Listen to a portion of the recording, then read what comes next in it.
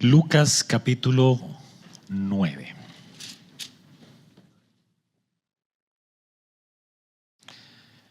Vamos a leer desde el versículo 18. Estando Jesús orando a solas, estaban con él los discípulos y les preguntó: ¿Quién dicen las multitudes que soy yo?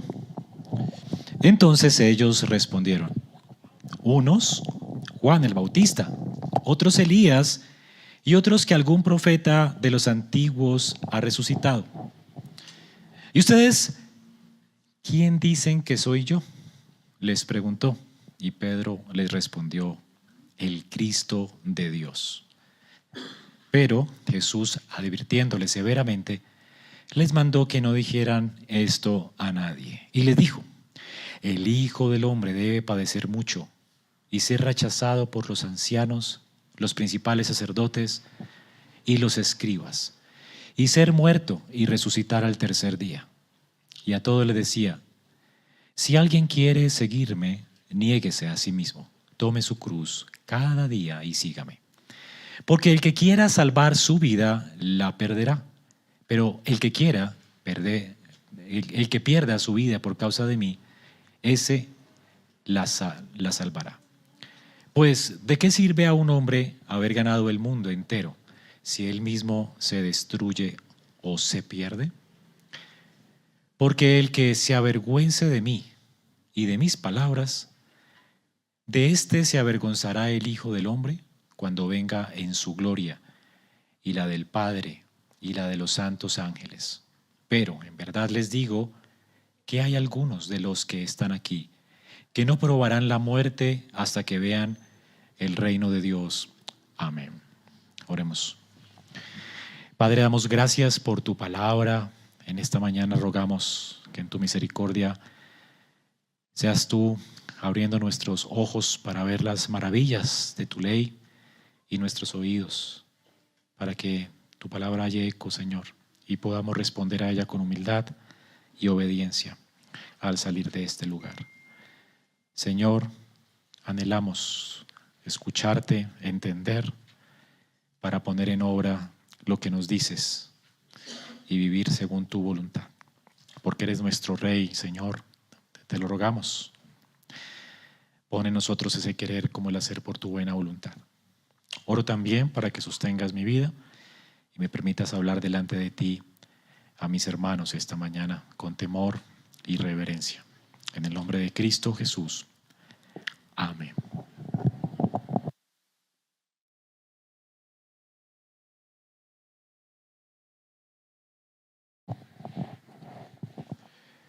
Muchos de nosotros comenzamos a seguir a Cristo pensando que Él va a resolver todos los problemas que tenemos, ¿cierto? Que nos va a dar estabilidad, una pareja, hacer la vida más tranquila, sosegada, chévere. Y pensamos en esa vida en abundancia como vida sin problemas, tranquila, en paz.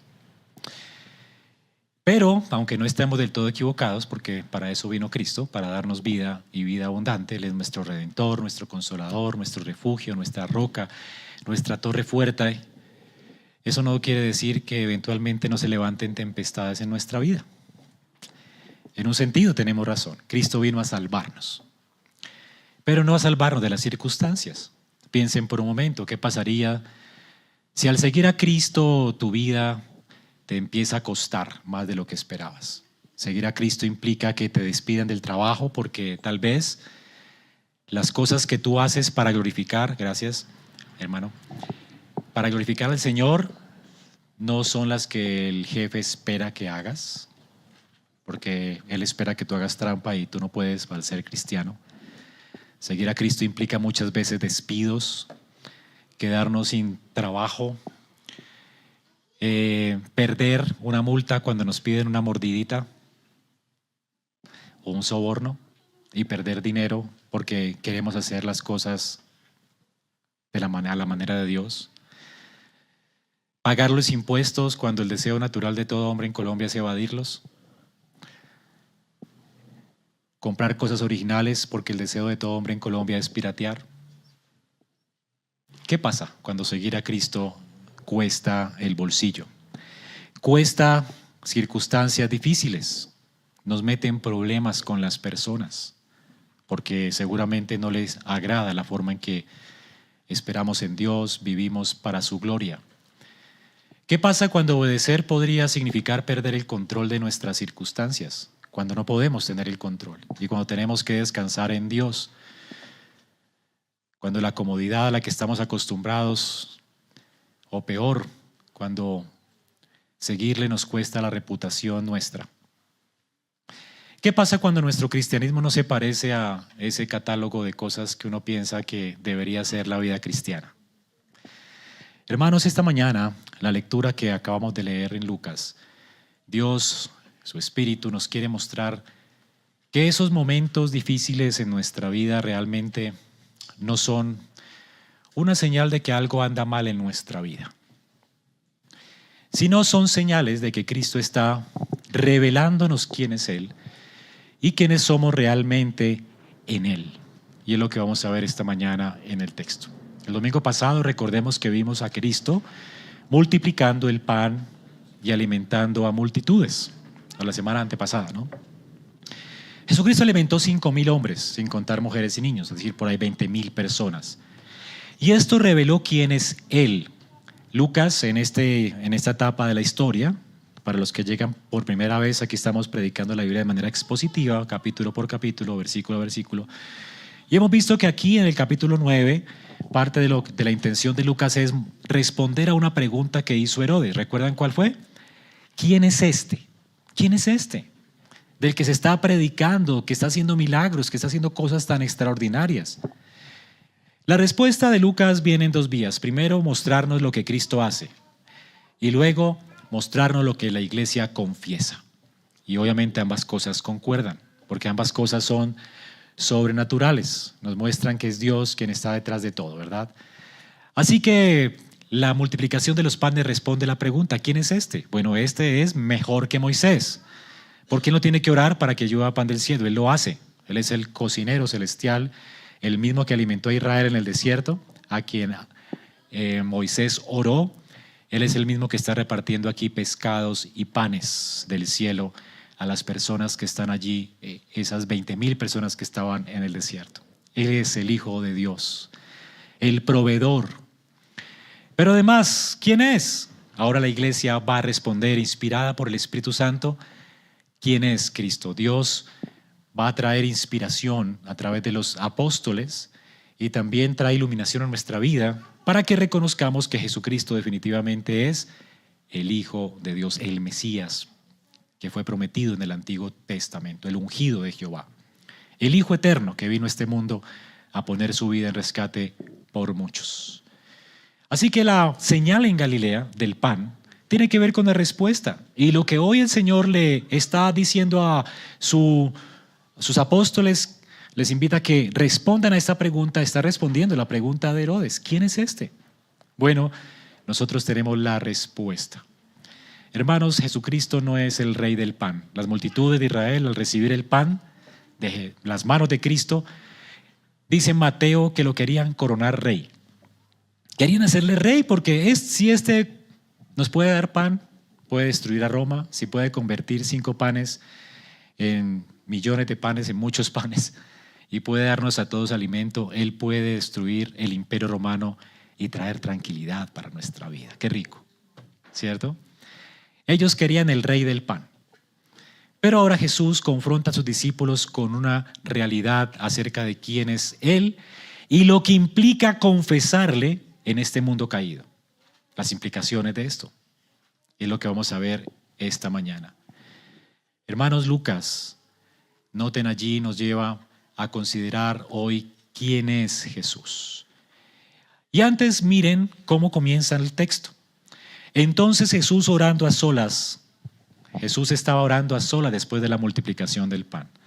Y si usted ha seguido los sermones de Lucas, se habrá dado cuenta que cada vez que Lucas dice que Jesús está orando, luego viene una decisión definitiva, trascendental y gloriosa, una revelación gloriosa. Antes de este texto, Jesús había estado orando antes de su bautismo. Luego se bautizó después de la oración y el Padre con la voz del cielo dijo: este es mi Hijo amado. Después de la oración de Cristo vino una revelación de quién es Él, una revelación gloriosa. El Padre habló y el Espíritu de Dios vino en forma de paloma y descendió sobre Él para que a la vista de todo el pueblo todos supieran que Él es el Hijo ungido de Dios, que iba a llevar a cabo los decretos eternos del Padre. Él venía a salvar a su pueblo. La segunda vez que Lucas registra que Jesús oró fue cuando iba a escoger a los 12 discípulos, y esto es muy trascendental. En la primera, Dios responde con una revelación. Él mismo desde el cielo dice: este es mi Hijo. Ahora el Padre responde con hombres, con dones para la iglesia. Estos hombres, estos dones iban a ser los apóstoles del pueblo de Dios, las columnas de la iglesia, sobre quienes la iglesia se edificaría. Noten la trascendental que es esto. Sobre los 12 se sentaría toda la doctrina de la iglesia. Sobre ellos descansaría la revelación de Dios y la iglesia dependería de la palabra de ellos para poder creer en el Señor y en Cristo. Ellos darían testimonio de Cristo. Así que Jesús ora, y lo trascendente que sucede después de la oración es que ahora hay 12 columnas que sostendrán la iglesia de Cristo en el futuro, los apóstoles. Luego, Jesús ora y viene la transfiguración en este texto. Y este texto dice que Jesús ora y ya no es el Padre quien habla, sino el Espíritu a través de la iglesia reconociendo quién es Cristo. Dios obrando en el corazón de estos creyentes y inspirados por Dios, están mostrándonos que Jesucristo es digno de toda nuestra confianza porque Él es el Mesías de Dios. Así que cada vez que hay una oración de Cristo viene un momento de revelación increíble y gloriosa que marca el destino de la iglesia. Lo que el Padre confiesa acerca de su Hijo es lo que la iglesia confiesa acerca de su Hijo. ¿Ok? Y es lo que los apóstoles declaran acerca de su Hijo. Y todos concuerdan. Jesucristo es el Hijo de Dios. Y es lo que quiere responder Lucas en este texto. Es concordante con la voz del Padre. Es concordante con la voz de los apóstoles. Y será concordante con el Espíritu de Dios. Hermanos, y antes de entrar a nuestro texto, quiero que mediten en algo durante todo el sermón que tiene que ver con la revelación gloriosa de Cristo aquí, como el Hijo del Dios vivo, el Rey de Reyes, quien tiene todo señorío sobre nuestras vidas. Piensen en esto mientras escuchan este sermón. ¿Listo? ¿Cuál es el mayor peligro para la iglesia hoy? No es el ateísmo. En Colombia casi no hay ateos, ¿verdad? Vivimos en un país muy místico y religioso. Ni el presidente nuestro, ¿verdad?, es ateo. Vivimos en Colombia y nadie se declara así. Somos un país religioso, ¿ok? El peligro tampoco es la persecución abierta. Aquí nadie nos persigue por ser cristianos. De hecho, es una opinión más entre muchas y te la respetan. Así que el cristianismo se ha vuelto respetable entre muchas ideas, ¿ok? ¿Cuál es el mayor peligro? Y esto es lo más sutil. Es que la iglesia crea o confiese a un Cristo que el Padre nunca confesó. Un Cristo que no es rey. Es lo que podríamos llamar una cristología o un entendimiento de Cristo de acuerdo al mercado. Un Cristo de consumo. Es decir, confesar a un Cristo que viene a dar pan, como el que esperaban las multitudes. No al Señor, de la vida de todos, que no permite que vivamos una vida individualista y a nuestra manera. Es confesar a un Cristo que sirve, pero no a uno que gobierna. Es querer un Cristo que reparte pan, pero no que nos lleva o nos llama a llevar un yugo sobre nosotros, su yugo, y a vivir en obediencia a Él. Y es lo que Lucas quiere que nosotros entendamos y con lo que nos quiere confrontar esta mañana. Esto es decisivo, hermanos. ¿Qué dicen ustedes que es Cristo? Y si lo están confesando como el Señor, como el Mesías Rey, ¿cómo su vida es coherente con su confesión? ¿Cómo es que están viviendo sus vidas? ¿Pretendiendo que Él sea el Cristo de consumo? ¿O lo han hecho el Señor de sus vidas? Y esa es la confrontación de Lucas esta mañana. Así que el Espíritu de Dios quiere hacer tres cosas en este texto. Primero, va a obligarnos a definir y a confesar quién es realmente Cristo para nosotros. En segundo lugar, va a mostrarnos cómo su reino obra. Y nos va a mostrar que el reino de Dios no obra como esperamos. Entonces el llamado es estar dispuesto a someterse a ese rey, aun cuando no es como tú quieres que funcione el reino. No va a ser a tu manera. Y en tercer lugar, va a decirnos cuál es el costo de seguir a Cristo. Te va a costar la vida. Si es que lo confiesas Rey y quieres vivir para Él. Y si es que quieres esa vida eterna que Él ofrece. Tú necesitas hoy no solo confesarle, no solamente entender que su reino y sus palabras van en contravía con lo que nosotros pensamos o entendemos que debería ser la vida, o las relaciones o el mundo. Los pensamientos nuestros no son sus pensamientos. Y además, el llamamiento que Él nos hace de humillarnos y de perder nuestra vida para ganarla. Y vamos a ver esas tres cosas esta mañana. En primer lugar, veamos la confesión verdadera en contra de la opinión de los hombres. Luz dice que Jesús, después de orar, él llama a los discípulos que estaban con Él y les pregunta: ¿quién dice las multitudes que soy yo?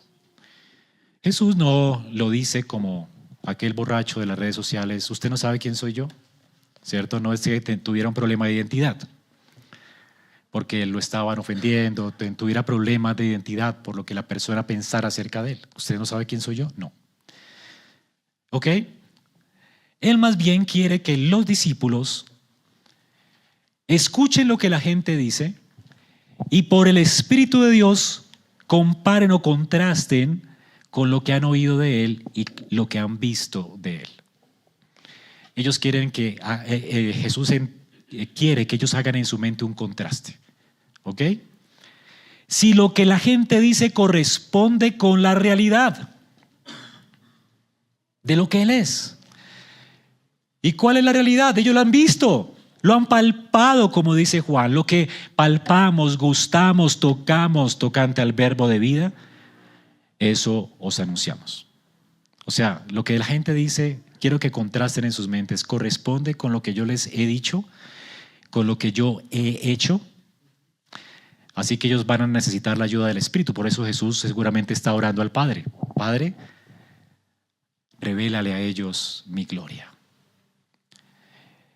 Ahora Jesucristo está orando no como un hombre que está buscando alinear su corazón con Dios, porque Él siempre ha sido Dios. Él no necesita alinearse con el Padre para ponerse de acuerdo con Él. Desde la eternidad Cristo sabía qué venía a hacer. Él está orando porque Él es el Mesías mediador. Y Él no tendría nada en esta tierra como mediador si no pide. Salmo 2 dice: pídeme y te daré por herencia las naciones de la tierra. Así que todo lo que Cristo hizo y pudo hacer y obrar en el corazón de los hombres, todo lo ha pedido al Padre. Así que sabemos que está orando Jesús antes de que los discípulos le confiesen: Padre, abre los ojos de ellos para que vean la manifestación de mi gloria en contraste con las opiniones del mundo. Que ellos puedan entender y ver o entender claramente todas las cosas que he dicho y cómo concuerdan con lo que yo soy y con lo que han escuchado de mí, y puedan tomar partido por mí y tengan vida eterna. ¿Ok? Él ha orado como nuestro abogado sacerdote para que nosotros podamos recibir esta revelación especial de parte de Él. ¿Qué decía la gente de Cristo? Algunos, Juan el Bautista. Herodes pensaba esto, ¿no? Otros, Elías. Elías, ¿se acuerdan que fue llevado en un torbellino, en un carro de fuego? Él nunca murió, no vio la muerte. Regresó Elías. Otros dicen, no, un profeta del Antiguo Testamento. ¿Quién sabe cuál de ellos, no? Moisés, tal vez. Nunca vemos su cuerpo, apareció otra vez. ¿Qué tipo de respuestas eran estas? ¿Respetuosas? Sí. ¿Cierto? Cualquiera de estas personas era honroso, ya, ser como ellos. Pero piensen en algo, hermanos. Si llegamos a la conclusión de que el sol es una vela grande, encendida, eso no haría justicia al sol. ¿Ok? Es una velita ahí que ilumina. Eso no haría justicia al sol. Aunque sean respetuosas las opiniones humanas, esto no hace justicia a Cristo y a lo que Él ha dicho que es Él. Él claramente ha manifestado que Él es ¿quién? Dios con nosotros, el Mesías. El mismo Juan el Bautista lo ha señalado a Él como el Cordero de Dios que quita el pecado del mundo, el mediador entre Dios y los hombres, que es perfecto Dios y perfecto hombre.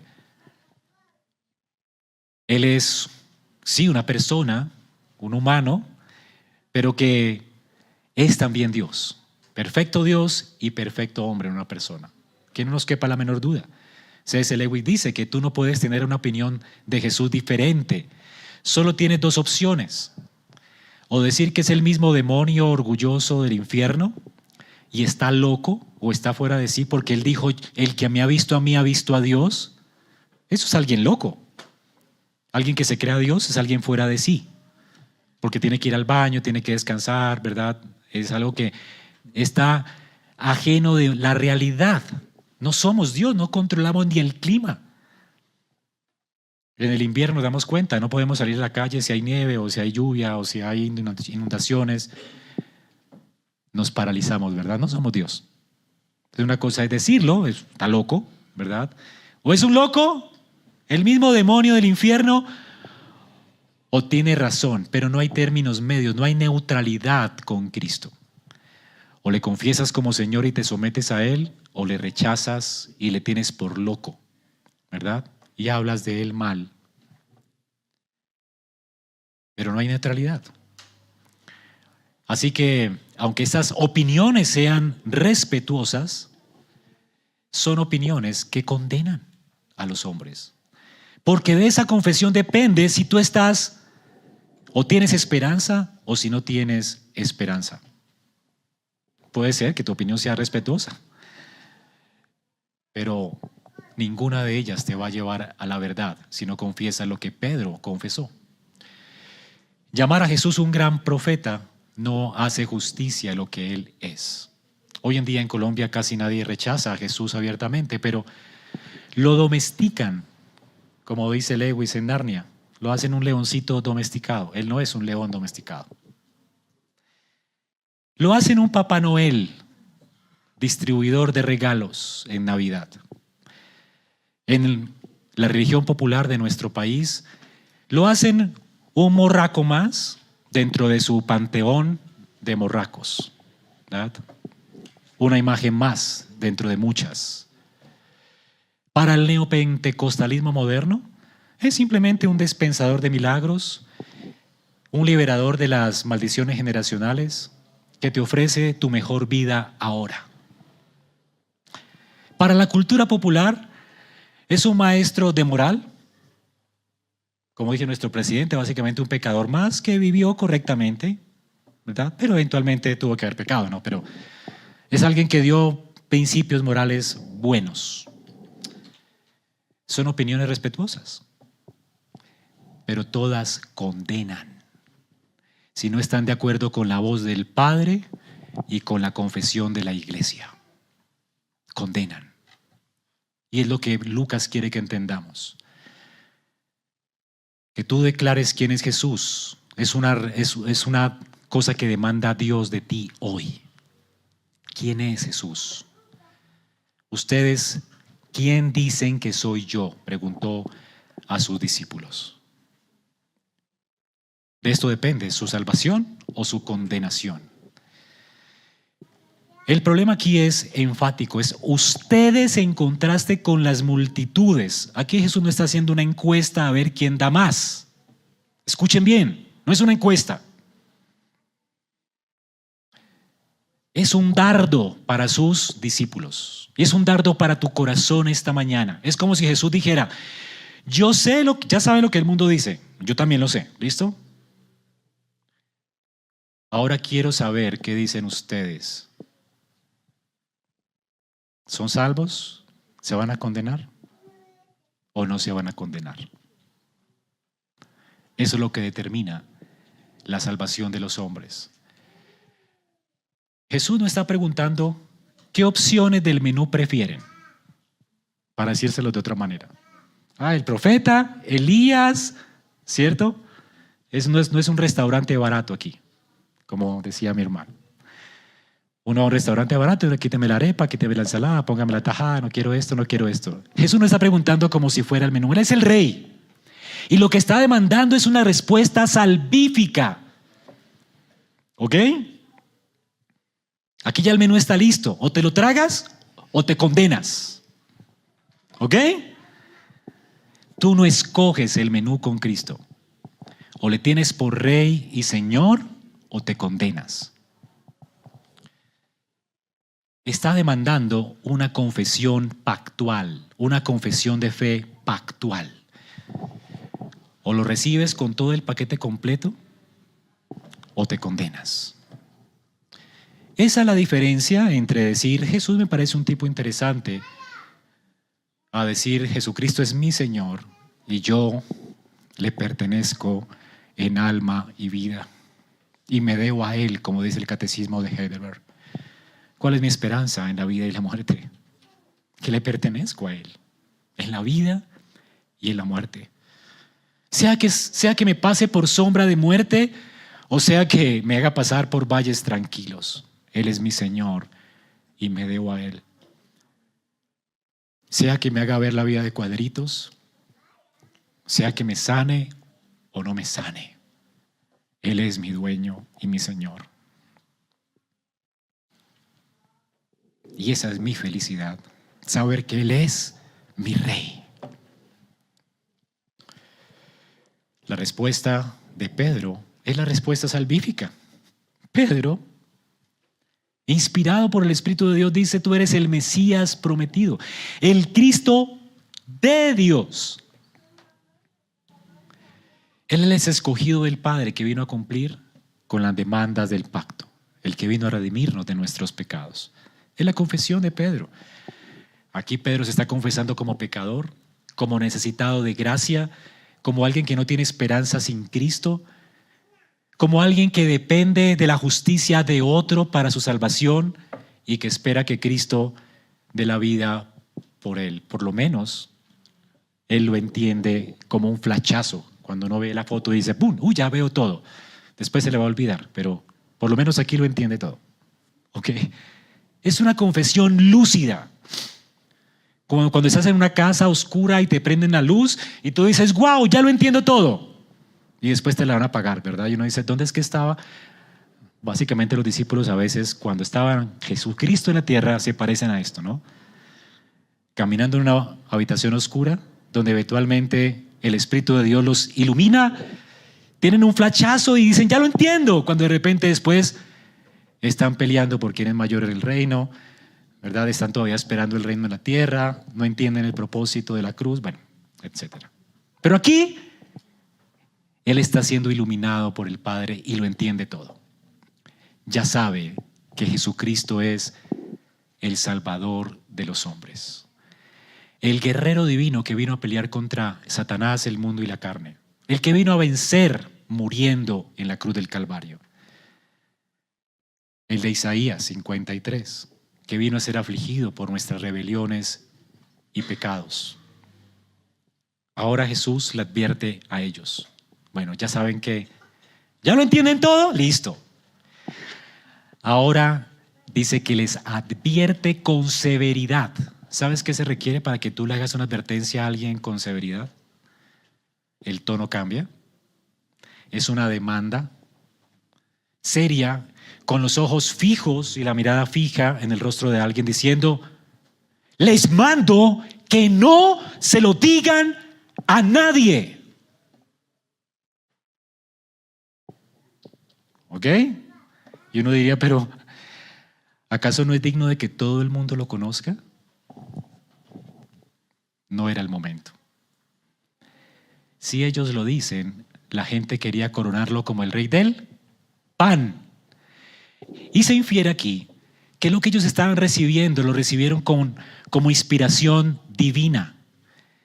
Porque todo el mundo en esta tierra espera un libertador de los problemas, no un Señor sobre sus vidas. Desde Adán, cada hombre demanda ser un Dios para otros.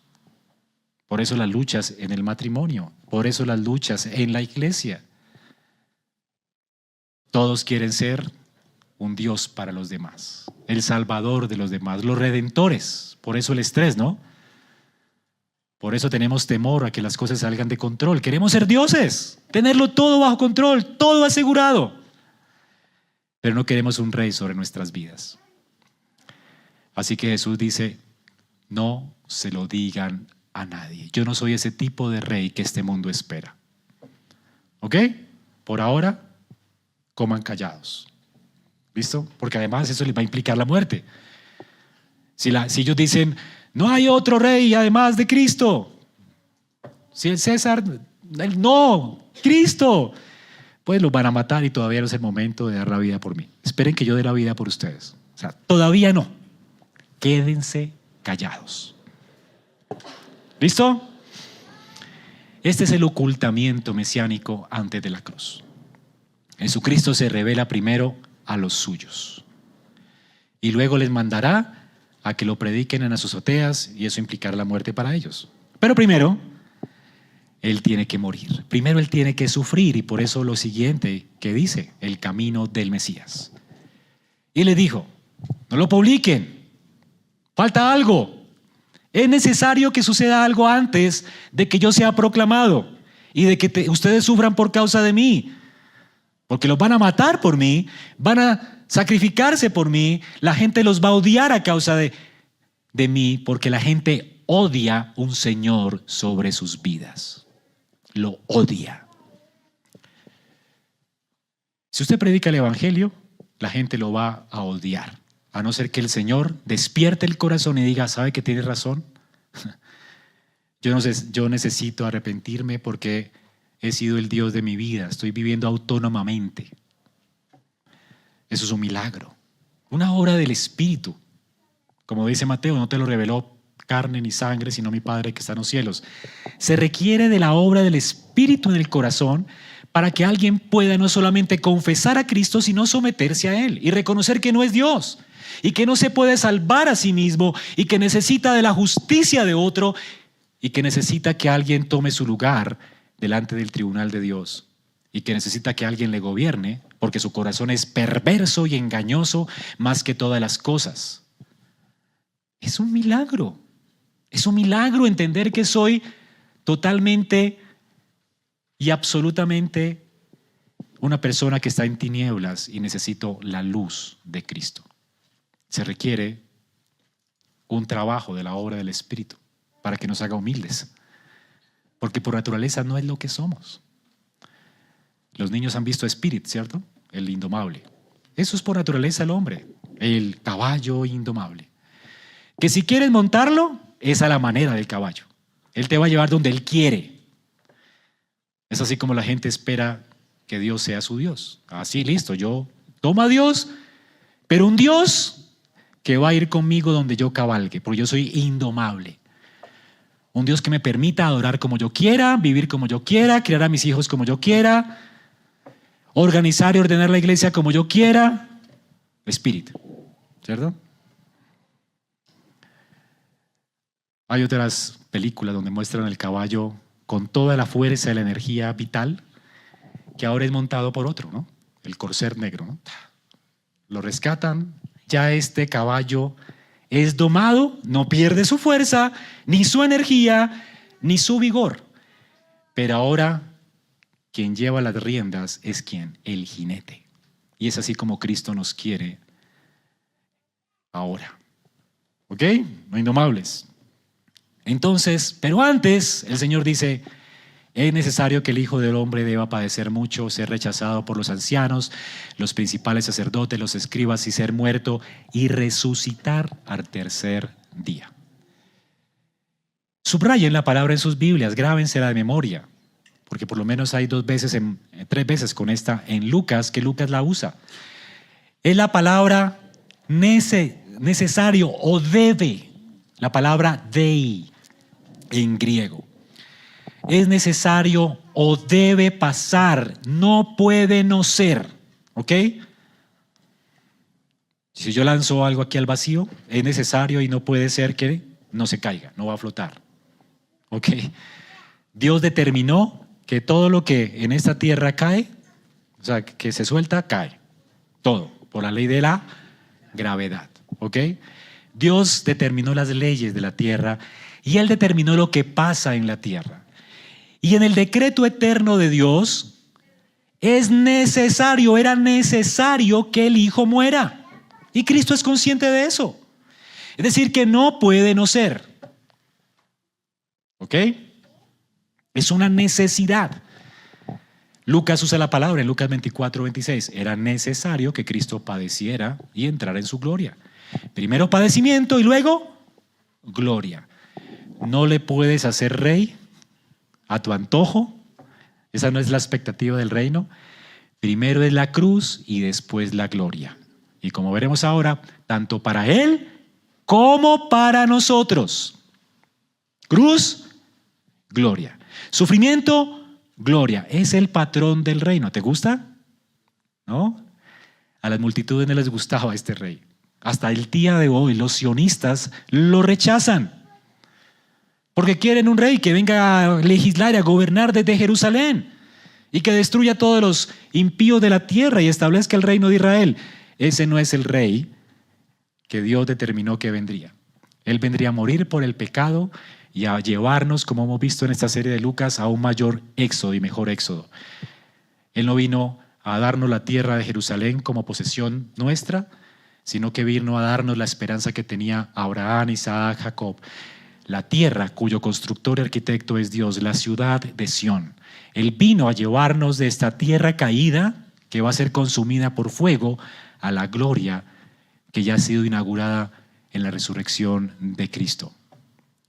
Nuestro destino es la gloria, no el huerto de Edén, no esta tierra como la conocemos hoy.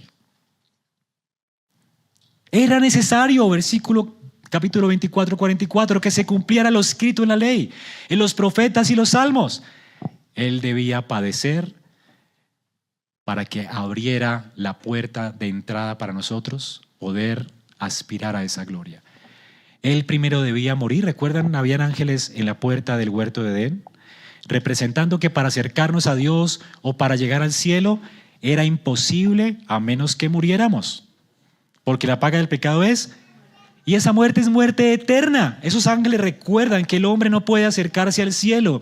El cielo está cerrado para nosotros y lo único que merecemos es la ira eterna de Dios, representada en esa espada encendida de los ángeles. Justicia. Dios demanda de nosotros justicia. Cristo es el segundo Adán y para poder abrir esa puerta, Él tenía que hacer justicia. Dios no toma nuestros pecados y los barre debajo de la alfombra diciendo no pasa nada, tranquilo, me voy a olvidar de ellos. No, hay justicia, tiene que haber justicia. Si tú mereces la muerte eterna, alguien tiene que pagar y no puede ser un mero hombre. Tiene que ser un hombre incorruptible que al mismo tiempo sea el Dios eterno. El Dios eterno vino a llevar la ira eterna que nosotros merecíamos en la cruz del Calvario. Quien murió en esa cruenta cruz, quien dijo, Padre, ¿por qué me has desamparado? Fue Jehová, Dios con nosotros, Emmanuel, el Hijo eterno del Padre. Y es muy diferente a Moisés, de hecho. Noten lo que dice el texto, hermanos, es increíble. Moisés fue rechazado por el faraón, ¿recuerdan? Querido por el pueblo. Israel lo consideraba el más grande de los profetas. Era el hombre que el pueblo amó. La ley de Moisés es lo que más se cita en todos los libros de Israel, los comentarios de Israel. El hombre más querido por todos. Ahora, ¿quién es Jesucristo? ¿Fue rechazado por quiénes?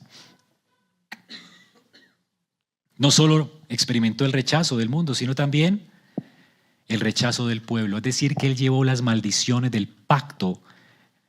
Lo que Israel merecía, Él lo cargó en la cruz del Calvario. Es decir, que Él fue el cordero que Moisés nunca fue. ¿Ven qué dice Jesús? ¿Quién lo rechazaron? Los ancianos, los principales sacerdotes y los escribas. ¿Quiénes son ellos?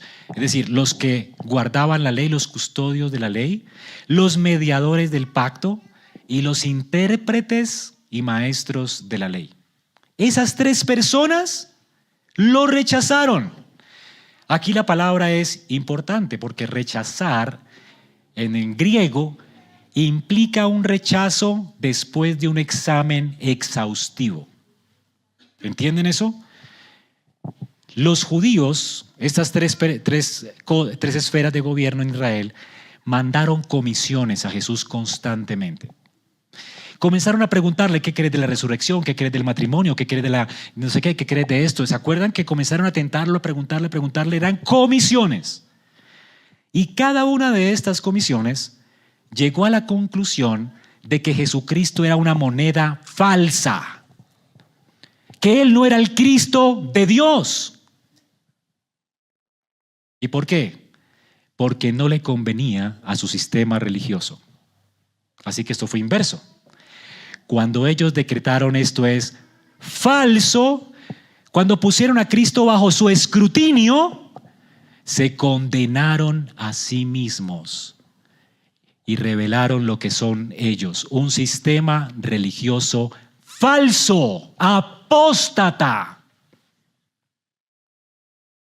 ¿Comprenden? ¿Ven las implicaciones de esto para su vida? Hay gente que coloca la Biblia bajo su escrutinio. Conozco gente muy sabia en su opinión. Esto es, lo hizo la iglesia, le sacaron algunos libros y ponen a la Biblia bajo su escrutinio. Como si la iglesia pudiera determinar qué libros son inspirados y qué libros no. ¿Saben qué es lo contrario? Esta palabra es la que nos pone a nosotros bajo el escrutinio de Dios y determina si somos falsos o no. Si tú no confiesas lo que Dios confiesa, si tú no te sometes a lo que Dios dice que nos sometamos, si tú no adoras como Dios dice que adores, tú eres un falso. ¿Ok? ¿Entiendes eso? Esta es la lupa para escudriñar nuestra vida. La palabra de Dios es la palabra de Dios que nos fue entregada a través de santos hombres de Dios que hablaron siendo inspirados por Dios. Cuando ellos hablaron, no es para que nosotros escudriñemos su palabra, es para escudriñar nuestro corazón. El apóstol dice que la palabra de Dios es viva, eficaz, más cortante como un bisturí del médico, que atraviesa la carne, divide los huesos, discierne lo que hay allí, la enfermedad, la corta y la sana, escudriña las intenciones del corazón. La Biblia es la que hace escrutinio, la que señala qué iglesia es falsa y qué iglesia es apóstata y verdadera. No es que la iglesia un día se sentó a ver cuáles libros eran canónicos y cuáles no. No. Es que cuando comenzó a rodar las cartas de Pablo, la iglesia recibió las cartas como autoritarias y luego las juntó en un canon cerrado, porque reconocieron una autoridad en las palabras de los apóstoles y los profetas de la Escritura. Y se sometió la iglesia a ellos. Y cuando rechazó otros textos como los que no son canónicos, los rechazó porque contradecían lo que Dios dice en su palabra. ¿Has leído los libros apócrifos?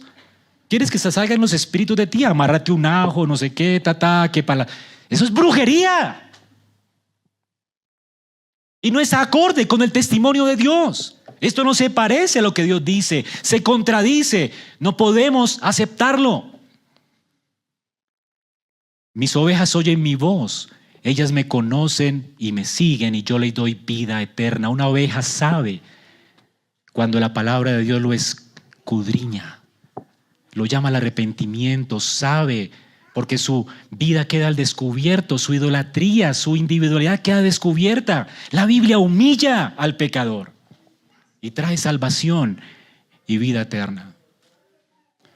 Así que, hermanos, Cristo fue rechazado. Y todo el que confiese su nombre será rechazado en este mundo, porque está unido a Él. Si me rechazaron a mí también, lo rechazarán a ustedes, porque el mundo no quiere confesar a un Cristo así, que ha hablado y que demanda de nosotros sumisión. El rechazo de la gente fue real, la injusticia fue real, pero todo eso el Señor dice que fue la causa instrumental decretada por Dios para traer salvación a nuestra vida. Nuestro sufrimiento en esta vida por causa de Cristo puede ser real, es real, pero es la causa instrumental de Cristo para conformarnos a su imagen y hacernos heredar la vida eterna. Ese es el plan del reino. ¿Te gusta un reino así? ¿A quién le gusta un reino así? Es contraintuitivo para la mente humana carnal. ¿Quién quiere un rey así?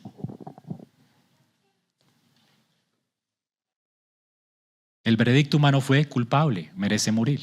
El veredicto del Padre fue inocente, merece vivir. Por eso Jesucristo dice que no solamente fue necesario que Él muriera, era necesario que Él resucitara para vindicar a Dios. Se hizo justicia. Alguien eterno llevó la muerte eterna y por eso la muerte no pudo retener a Cristo. Cristo resucitó de la muerte y se sentó a la diestra del Padre. Ahora Dios le ha hecho Señor y Rey. Él no va a ser rey en el milenio, Él es rey ahora. Él es el rey de tu vida hoy. Él quiere ordenar tu vida ahora, no en el milenio. No esperes a que aparezca el milenio y Elías y todos esos cuentos humanos para someterte a Cristo. La oportunidad que tienes es hoy. No va a haber tal cosa como un rapto secreto para darle oportunidad a otros, para que entren. No va a haber apertura. Cuando la trompeta suene y Cristo venga, todo se decidirá. O confiaste en Él y te sometiste al Rey, o le menospreciaste y tenías la opinión del mundo sobre Él y te condenarás. ¿Qué sentencia pesará sobre ti? Hermanos, espero que sea la del discípulo. El Señor dice, ¿cuál es el camino del discípulo? Noten, si alguien quiere seguirme, ¿quién es alguien que le confiesa? Alguien que puede estar acorde con la revelación de Dios especial, con lo que Dios dice, con lo que la iglesia ha dicho acerca de lo que Dios dice. Somos un pueblo confesante. Si eres parte del pueblo confesante, ¿qué tipo de persona eres? Si alguien quiere seguirme, este es el carácter de esa persona que le sigue. Niéguese a sí mismo, tome su cruz y sígame. Es una escalera descendente. Comienza con negarse a sí mismo. El primer paso. Segundo, tomar la cruz, es decir, mortificarse, morir, no darle gusto a lo que piensa mi corazón, a lo que, no sé, reclamar mis derechos sobre mi vida. No, los derechos de mi vida los tiene otro. No soy el caballo indomable. Ahora tengo un jinete. ¿Listo? A donde él diga que vaya, allá iré. Aunque me haga pasar por charcos, por fango, por lo que sea, yo soy de Él. Y esa es mi esperanza en la vida y en la muerte. Soy de Él. Si me hace atravesar por valle de sombra de muertes, es cosa del jinete. ¿Ok? Soy de Él, le pertenezco, tomar la cruz y seguirle. Donde Él me lleve, allá iré. ¿Qué significa negarse a sí mismo? Digamos que no es, para que no te confundas. ¿Listo? No es odiar tu cuerpo. Uy, qué feo soy, esta cara no. Tú tienes que aceptar tu cara, esa es la que vas a tener eternamente. Y en gloria sabrás que Dios no se equivocó al dártela y vas a ser muy hermoso a los ojos de todo el mundo. Aquí hay estereotipos, pero allá todos van a estar contentos con sus rostros. Así que eso no es negarse a sí mismo. Dios no te va a dar otro rostro, allá vas a estar y nos vamos a reconocer. Así es que esa es la cara que te dio, tu sello de identidad. ¿Listo? Entonces negarse a sí mismo no es estar inconforme con mi físico, ¿no? Y ponerme cosas para verme más, no. Estás contento con lo que eres. Gracias a Dios por tu diseño. Soy verdaderamente hermoso. No es eso. Tampoco es destruir tu personalidad. Realmente mi personalidad no ha cambiado mucho desde que me convertí. Sigo siendo el mismo con humor negro, tal, no sé, cosas por el estilo. No ha cambiado tanto, ¿ok? Realmente. Dios no quiere anular tu personalidad. Tú no rescatas a un caballo indomable y lo haces tuyo para que él pierda su vitalidad y su fortaleza. Él te quiere usar como eres para su gloria, ahora donde Él te quiera dirigir. Y gracias a Dios por eso. Porque así no tenemos que dejarnos llevar por las presiones del mundo. De hecho, Pablo nunca se dejó llevar por la presión del mundo. Pablo dijo, si yo me hiciera siervo de los hombres, si son los hombres los que me montan y deciden qué tipo de líder yo voy a ser, yo no sería esclavo de Cristo. Pero el que me compró es Cristo. Había una presión sobre Pablo, ¿recuerdan en Corintios? Oiga, Apolos es mejor que usted. Uy, predica increíble, ese tipo es un predicador increíble. Yo soy de Apolos, otros no, yo soy de Cefas. Tan tierno, tan caritativo, tan íntimo. Dice Pablo, es como tan ácido, no quiere como caminar con alguien, como, ¿sí? O sea, prefiero a este, porque le hacían culto a la personalidad. Pero Pablo se dejó presionar por esto. Oh, ella no era un caballo indomable. Pablo dijo, yo he perdido mi vida y estoy con Cristo juntamente crucificado. No he perdido mi personalidad. ¿Ok? Así que si ustedes quieren hacerle culto a la personalidad, es problema de ustedes, pero yo no soy siervo de ustedes y no voy a cambiar mi personalidad por ustedes, porque mi personalidad está escondida con Cristo en Dios. Y lo que yo vivo en la carne, lo vivo por la fe en el Hijo de Dios, el cual me amó y se entregó a sí mismo por mí. Le pertenezco a Él, soy siervo de Él. Así que no tengo que cambiar de personalidad para darle gusto a ustedes. Todos somos siervos de Cristo y cada uno en la iglesia tiene su lugar. No se dejen presionar por otros. Hay unos más tímidos, otros más elocuentes, otros más carismáticos, otros... ¿Y qué? Ese es el jardín de Dios. Es increíble, somos dones de Dios para la iglesia. Dios no te quiere como otro, te quiere como eres, pero bajo su señorío. No es destruir tu personalidad. Y tampoco no es ese falso misticismo que confunde la humildad con la aniquilación del yo. Cristo no quiere que dejes de ser tú. Negarse a sí mismo no es aniquilar el yo. Dios me quiere con mi personalidad, pero bajo el señorío del Espíritu Santo. Él es el que tiene que controlar mi lengua. Yo no puedo hablar lo que quiero. Él me quiere con mi personalidad, pero mi personalidad no me da derecho. Es que mi personalidad es ser chismoso. No, ser chismoso es pecado. ¿Ok? Ese no es tu personalidad. Tal vez eres impulsivo. Con el mismo fervor con el que chismeas, refrena tu lengua y habla bien de otros. Eso es lo que quiere Dios que hagamos, ¿verdad? En lugar de maldecir, bendecir. Con el mismo fervor que estás dispuesto a apachurrar a alguien, aliéntalo. ¿Ok? Porque tienes ese fervor. Ahora encáusalo para los propósitos de Dios. Con el mismo fervor que quieres vengarte porque te la hicieron, asimismo, humíllate, pon la otra mejilla y sirve a tu enemigo. Con el mismo fervor con el que reclamas tus derechos. Yo tengo derecho. Sirve humildemente a otros y ponte bajo su servicio, viéndolos como superiores a ti mismo. ¿Comprendes? Porque tenemos ese fervor. Encáusalo, hermano, encáusalo. Refrena tu lengua del mal. No puedes ver lo que quieres. Santifica tus ojos. Tú quieres descubre el mundo de Dios. Pon los ojos en las cosas de arriba, donde está Cristo, sentado a la diestra del Padre.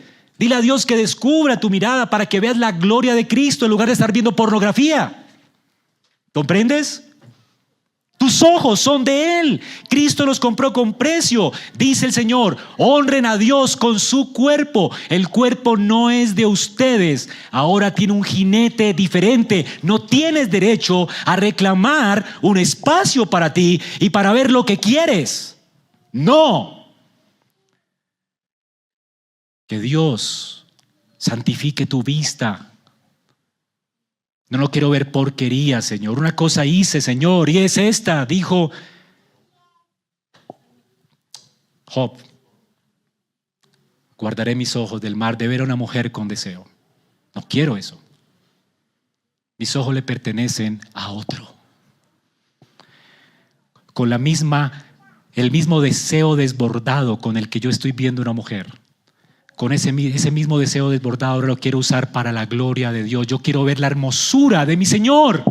¿Por qué vale la pena negarme a mi carne para servirlo a Él? Eso no es anular tu personalidad. Eso es dejar que otro te lleve. Eso es vivir controlado por el Espíritu de Dios. Sed llenos del Espíritu de Dios no es que seamos llenos de un líquido. No, ser llenos del Espíritu de Dios es algo que se nota. Escojan hombres llenos del Espíritu. Y como saben, se tomaron el líquido, les cayó, sintieron escalofríos, se fueron para atrás. Eso es misticismo, es tontería. ¿Qué es alguien lleno del Espíritu? Es alguien que está siendo montado por el Espíritu de Dios, dirigido por el Espíritu. Su carácter es recio, honra a su familia, trata a su mujer como Cristo dice que trata a su esposa, educa a sus hijos como Cristo dice que eduque a sus hijos. Tiene su carácter en sujeción, su lengua en sujeción. Es alguien que se ha guardado del mal, que no admite reproche contra su prójimo, que guarda sus ojos del mal, que guarda sus oídos de la iniquidad. Y esto no es salvación por obras. Escuchen bien, no es salvación por obras. La salvación es por gracia, por medio de la fe. Pero la fe, ojo con esto, escuchen, la fe que descansa en Cristo para salvación es una fe que nunca descansa de agradarlo a Él.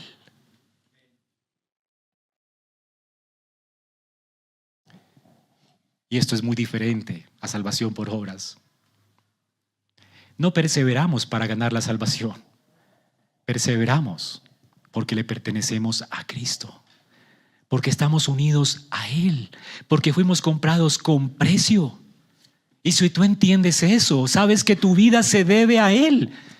Catecismo de Heidelberg, primera pregunta. ¿Cuál es mi esperanza en la vida y la muerte? Que le pertenezco. ¡Qué esperanzador! Saber que le pertenezco. Que Él es mi Señor. Que debo de ir donde Él quiera que vaya. Que debo recibir su consejo y someterme a Él.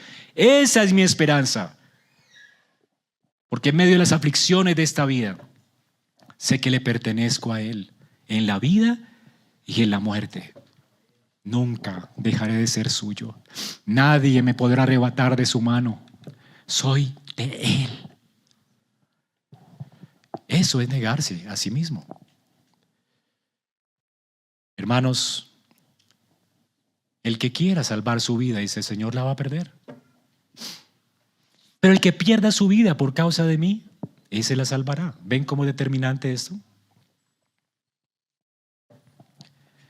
El mundo te va a decir: acumula, protégete, asegúrate.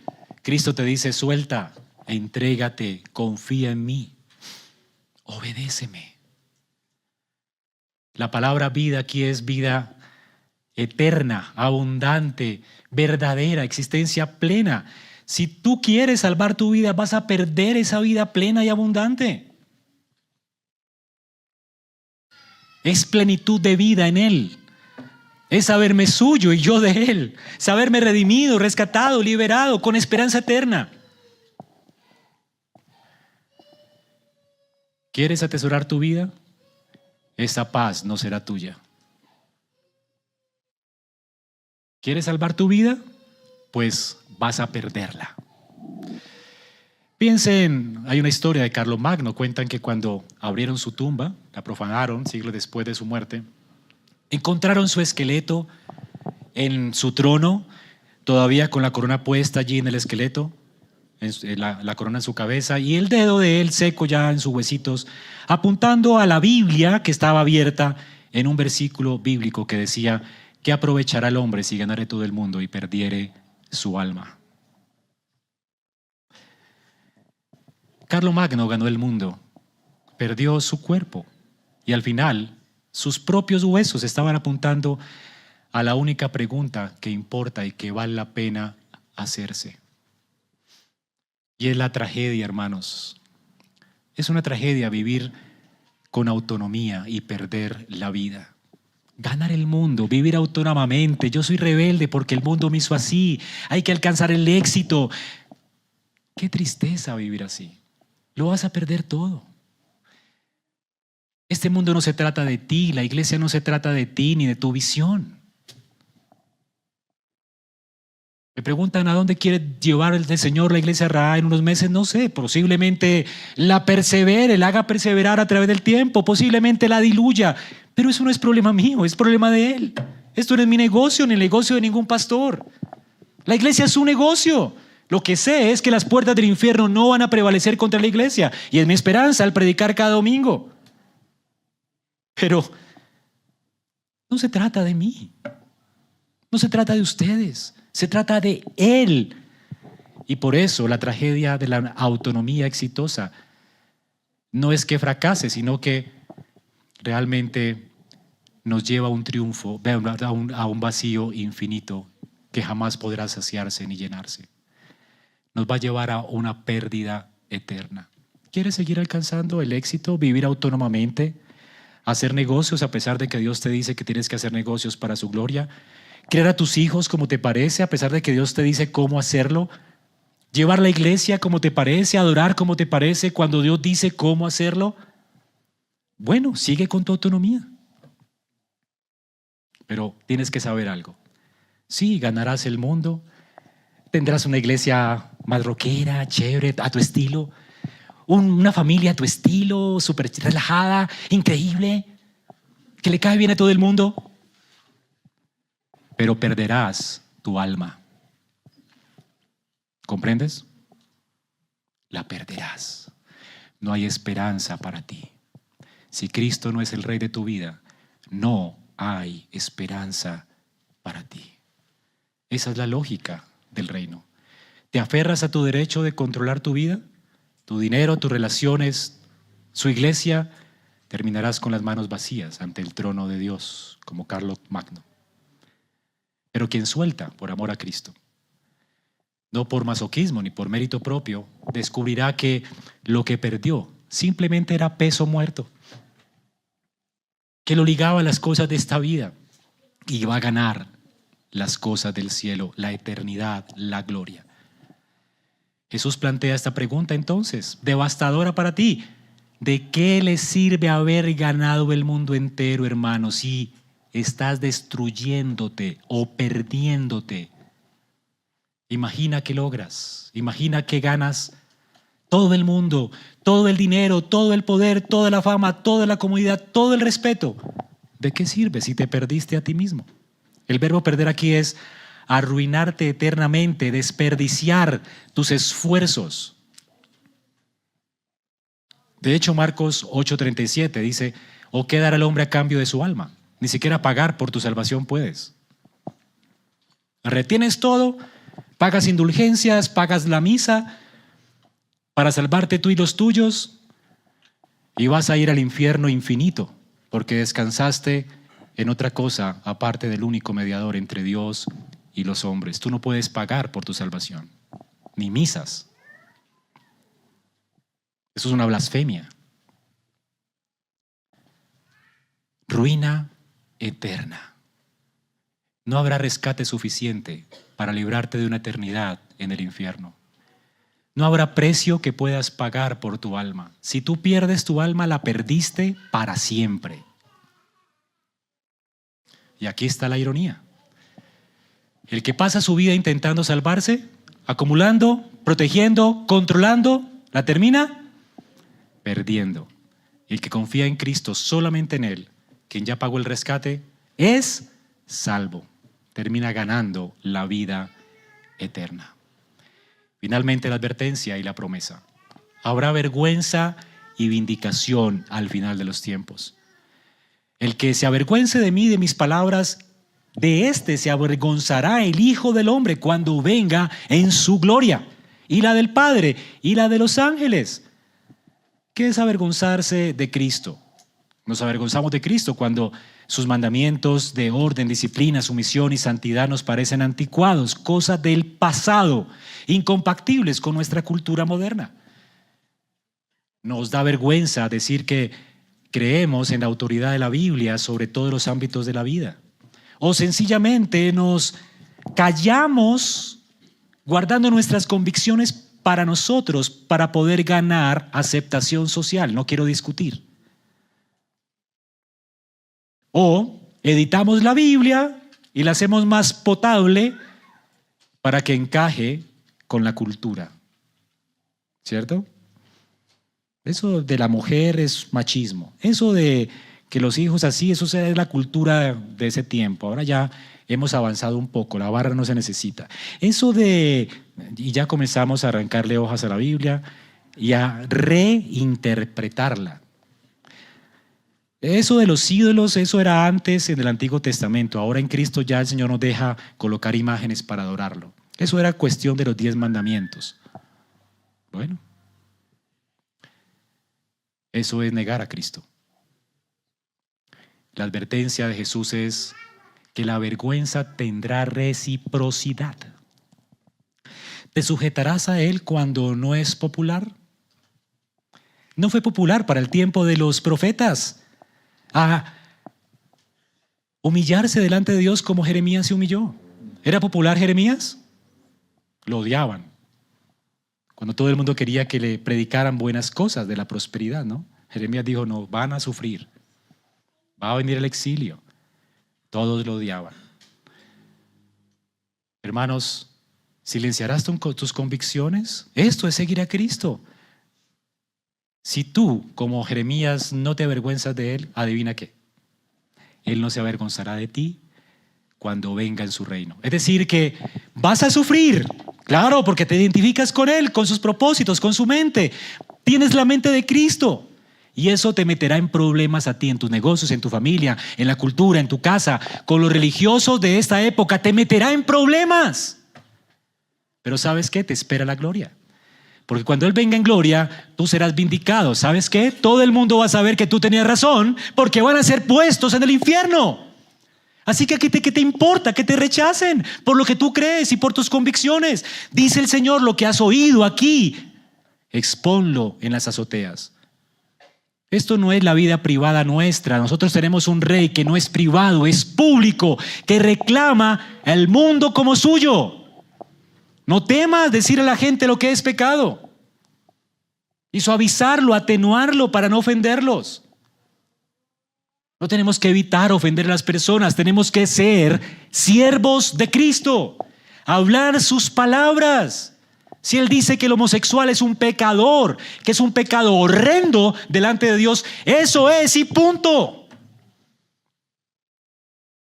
El mentiroso no heredará el reino de los cielos. Es un mitómano. No, no es mitómano, es un mentiroso. Y va a ir al infierno si no se arrepiente. Los borrachos no heredarán el reino de los cielos, ni los afeminados. Hay que ser hombrecito también para hablar. También es pecado. Dios nos hizo varones, protectores. Entonces, ¿vamos a cambiar el mensaje de la cruz por agradar a la cultura? No, hermanos. Bienaventurado el siervo que el Señor lo encuentre haciendo esto, guardando su palabra. no cambiando su palabra. Le obedecemos, le enseñamos. No editamos para que encaje con la gente y con sus expectativas. Y esto es glorioso, porque si tú haces esto, vas a ser perseguido, pero hay esperanza. El Señor dice, pero en verdad les digo que hay algunos aquí, de los que están aquí, que no probarán la muerte, o sea, van a morir, ustedes van a morir como sea.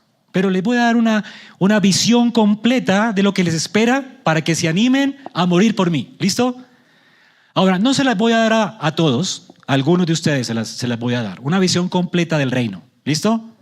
Es decir, en verdad, hay algunos de los que están aquí que van a gustar, no van a gustar la muerte, pero que van a ver el reino de Dios.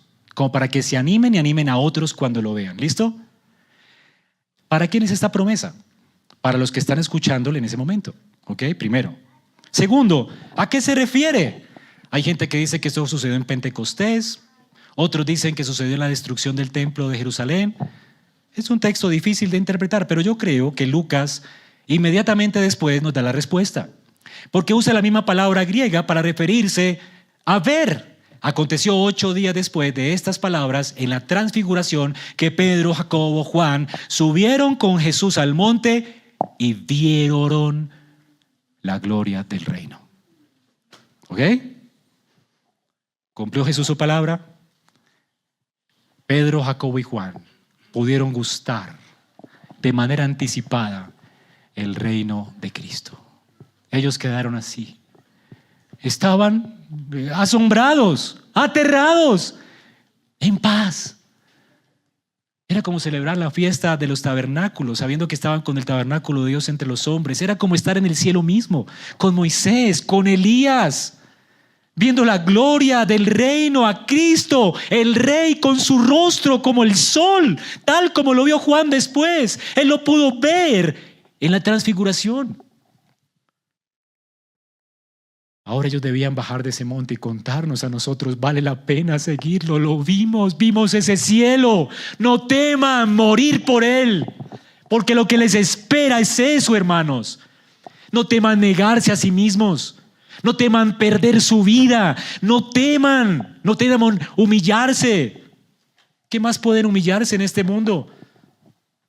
Si tu enemigo te lastima, no importa, humíllate más, ámalo, sírvelo, perdona. Si te maldicen, habla bien, ora por ellos. Vale la pena sufrir, llorar con Él, porque ya vimos que reinaremos con Él. No es una fantasía, no es algo que puede pasar, es necesario. Él ya está en gloria ahora. Y esa es la gloria que nos aguarda. No temas servir a Cristo.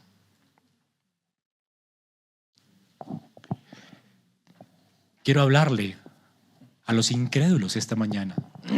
Amigo, tú no puedes tomar la cruz si nunca has descansado en la cruz de Cristo, que cargó por tus pecados.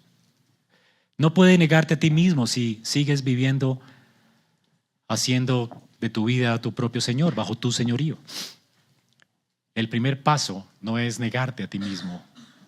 El primer paso que debes dar hoy es fe. Tú necesitas arrepentirte y confiar en Jesucristo. Nadie puede negarse sin antes confesar a Cristo y su necesidad de Él. Tú necesitas confesar a Cristo quién eres y reconocer que no hay salvación aparte de Él. Cree en Cristo. Él es el Cordero de Dios que quita el pecado del mundo. Él murió la muerte que tú merecías. Vivió la vida de obediencia que Dios demandaba de ti para que fueras presentado delante de Dios santo y sin mancha, irreprensible. Él es nuestra justicia. Cristo derramó su vida, su sangre para comprarte con precio y quiere ser el Señor de tu vida. No juegues con eso. Confiésalo hoy, apártate del pecado y confía en Él. Y a los que están considerando un compromiso con esta iglesia, pero les cuesta. Jesús no les está pidiendo que salten al vacío. Él les está pidiendo que le sigan como el Rey que ya fue a la cruz por ustedes. Seguir a Cristo es una consecuencia de su amor por nosotros. Si Él murió por nosotros, ¿cómo no moriremos por Él? No viviremos para Él.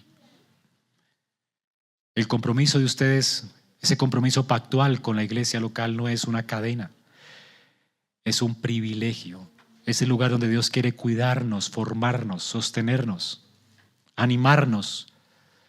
Va a costar vivir entre pecadores, con pecadores, pero va a requerir morir a tu autonomía y a someterte a humanos como tú, falibles, someterte a autoridades falibles, ordinarias, pero vale la pena. No lo postergues más. Comprométete con la iglesia, sométete. A los que están cansados y sienten que seguir a Cristo está costando mucho, el texto no dice sean más fuertes. Lo que el texto dice es Cristo ya venció, Él es Rey, Él ya murió, ya resucitó y ahora está en gloria. Él ya venció. De manera que el texto te está diciendo que la historia no termina con tu fatiga crónica actual. Las lágrimas que estás derramando hoy no son el fin de la historia. Tu historia termina bien, hermano. Qué increíble si nos contaran el final de la película. ¿Sabes cuál va a ser el final de tu película? Si confías en Cristo, tú vas a estar en gloria con Él. No va a haber enfermedad, ni lamento, ni susto, ni temor. Va a haber paz completa en su presencia. Ese va a ser el final de la historia, hermano. Sigue tomando tu cruz. Sigue confiando en Él a pesar de las circunstancias por las cuales Él te está haciendo pasar. Recuerda, si Él perdió la vida por nosotros, no dejará que nuestra vida se pierda en Él.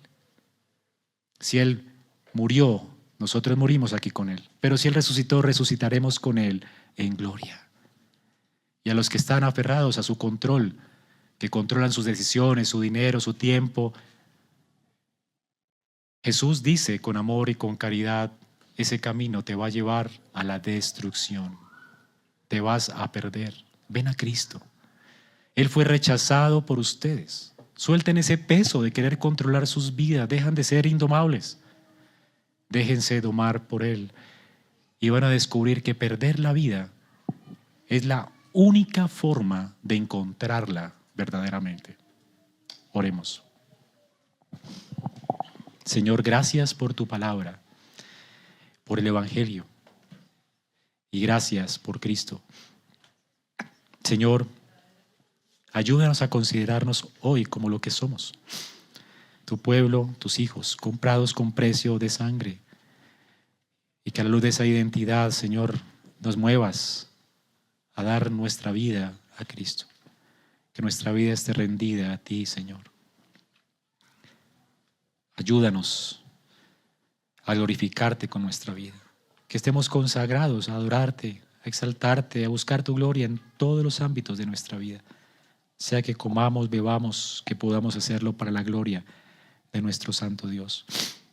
Te lo ruego, Señor, ayúdanos, porque vale la pena seguir a Cristo, porque si hoy sufrimos con Él, tenemos la certeza que reinaremos con Él. No permitas que te neguemos con nuestras actitudes, nuestras obras, con nuestros pensamientos. No queremos elegir un menú de un Cristo que nos conviene. Un hijo nos fue dado y queremos recibirlo como nos fue dado, como Rey, profeta y sacerdote de nuestras almas. Que así confiemos en ti, Señor, hasta el final. Te lo pedimos en Cristo Jesús, Padre. Amén.